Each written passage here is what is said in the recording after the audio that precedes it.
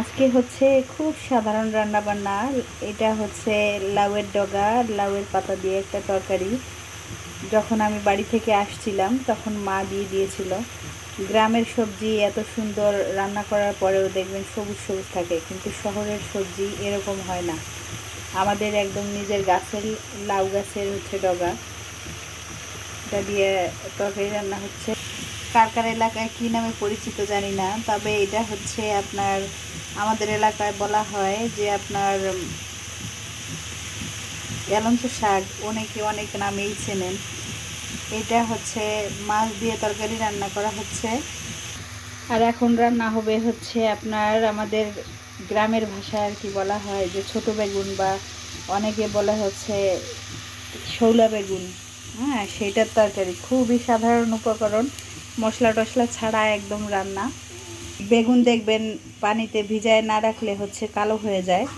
তো আমি আগে থেকে ভিজাই রাখছিলাম, তারপরে একটু কালো কালো হয়ে গেছে। আমার এই যে হচ্ছে আমাদের সেই ছোট বেগুন বা শোলা বেগুনটা, এটাই হচ্ছে এখন রান্না হবে। ওই পাশে হচ্ছে জলটা আপনার ফুটে আসছে, এখন হচ্ছে বেগুনগুলো সব দিয়ে দিব।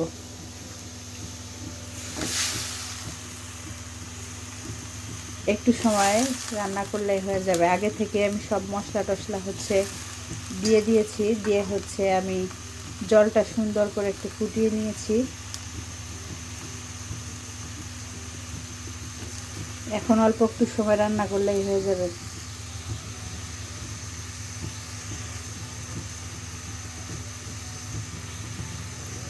দেখুন তখন হলুদের কালারটা কেমন, একদম কটকটা লাল হয়ে গেছিল না? বেগুনটা দেওয়ার পরে হচ্ছে আস্তে আস্তে কালারটা চেঞ্জ হয়ে গেছে।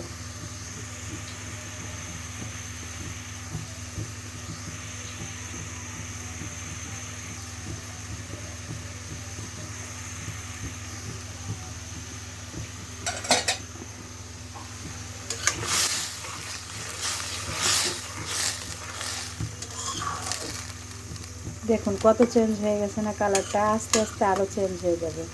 রান্না যত হয়ে আসবে তত কালারটা চেঞ্জ হয়ে যাবে।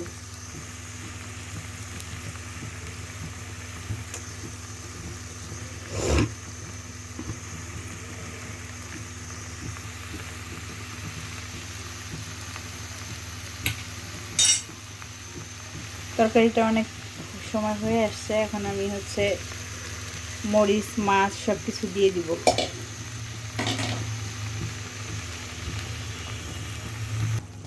যখন হচ্ছে আমি হচ্ছে বেগুনটা দেওয়ার আগে আপনার দেখছেন না কালারটা কেমন লাল টকটকা হয়ে আছে? এখন দেখুন বেগুনটা হচ্ছে সব হলুদটুকু টেনে নিছে, আর হচ্ছে একদম সবুজ হয়ে গেছে কালারটা।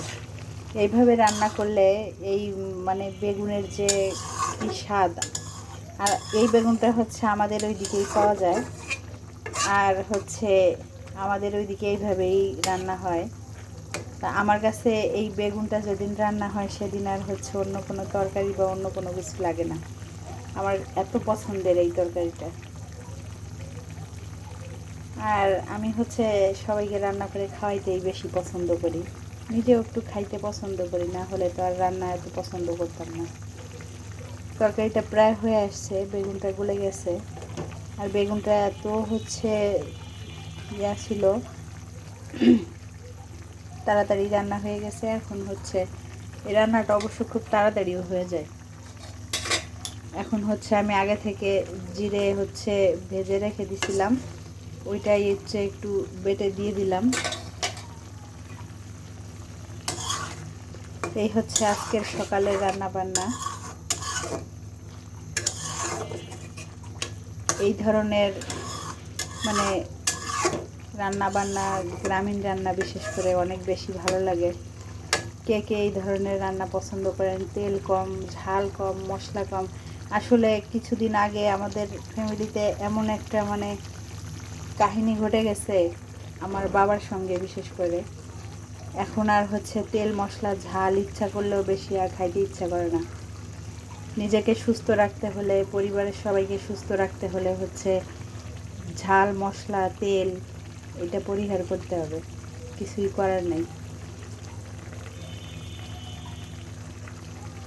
এই পাশে হচ্ছে মামনির জন্য পায়েস রান্না করব। তার জন্য হচ্ছে আমি দুধ বসাই দিয়েছি চুলায়। এই রান্না হয়ে গেলে ওর জন্য একটু পায়েস করব। ওর ঠান্ডা লাগছে, ও কিছুই খাইতে চায় না, অনেক বেশি বিরক্তি করতেছে আর খাওয়া দাওয়া নিয়ে। ও আবার মিষ্টি জিনিস একটু পছন্দ করে, ওর জন্য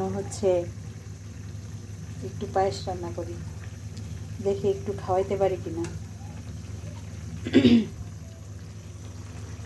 আমার রান্না বান্না শেষ, এখন নামিয়ে নিব। তো সবাই ভালো থাকবেন, আবার নতুন একটা ভিডিও নিয়ে সবার সামনে হাজির হয়ে যাব।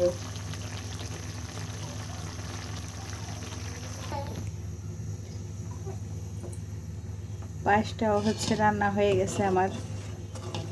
আজকে চাল অল্প একটু, কিন্তু দুধ 1 কেজি। আজকের পায়েসটা অনেক টেস্ট হবে। পায়েসে যত বেশি দুধ হবে ততই বেশি টেস্ট হবে।